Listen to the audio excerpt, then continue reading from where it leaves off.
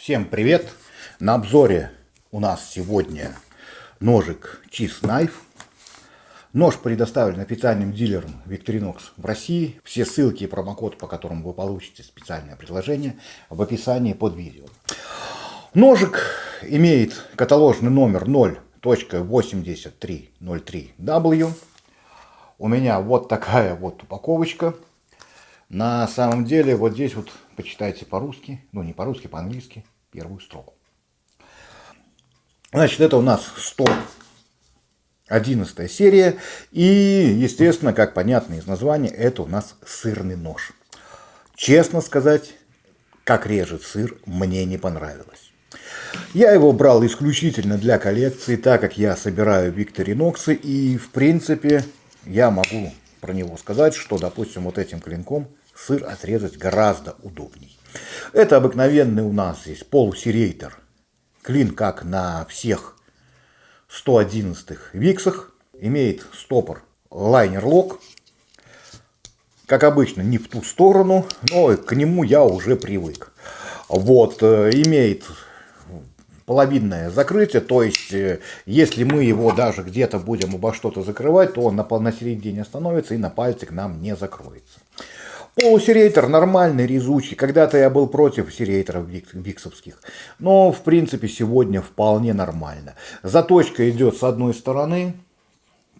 Тащить мы, править его можем с обратной стороны. Ну и, как мы знаем, серейтеры тупятся не так быстро, как обыкновенные лезвия. Следующий клин у нас идет сырный нож с вилочкой. По-моему, не особо удобно ни сам нож. Он режет, он хороший, острый, он даже бреет. Он режет, он хорошо режет, но он в обухе слишком толстоват. У него есть специальное отверстие, чтобы сыр не залипал.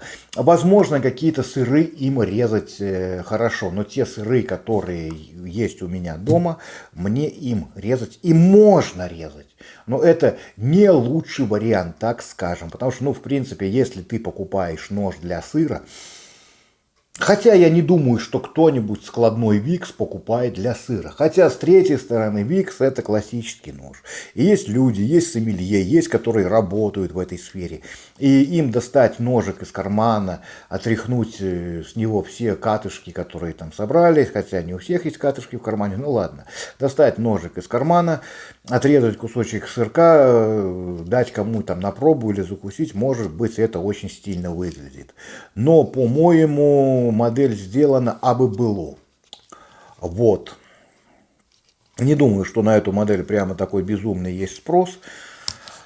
Ну, в принципе, да, можно резать, можно не резать. По большому счету, считайте, это у вас просто второй клинок, которым можно, ну, не знаю, провода зачищать. Вот.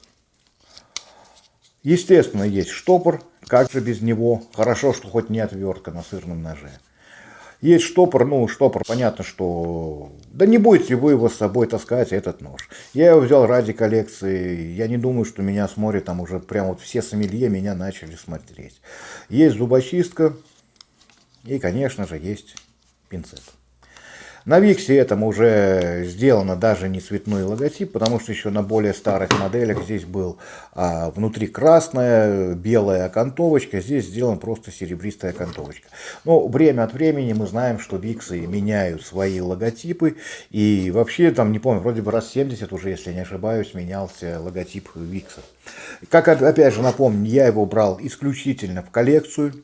Я доволен, у меня уже есть сырный нож. В принципе, там нету. Там есть вилочка, но там вот такого вот клинка нету. Вот, то есть вот такого вот клинка нету. А как режет сыр этот клинок, мне не особо понравилось. Потому что вот таким клином резать гораздо удобнее. Ну и, честно говоря, для чего здесь сделан стопор, я тоже не понимаю. Мы же прекрасно знаем, что есть 111 без стопора. И, мне кажется, несколько удешевило бы эту модельку, если бы ножик был без стопора. Но вот, что есть, то есть. Почему-то инженеры посчитали, что данный нож должен быть исключительно со стопором. Собственно говоря, вот это все, что я хотел рассказать. На этом все. Всем спасибо за внимание. Подписываемся на канал, ставим лайкосики, делимся этим видео. Не забываем, что все ссылки и промокод, по которому вы получите специальное предложение, в описании под видео. Все, всем пока.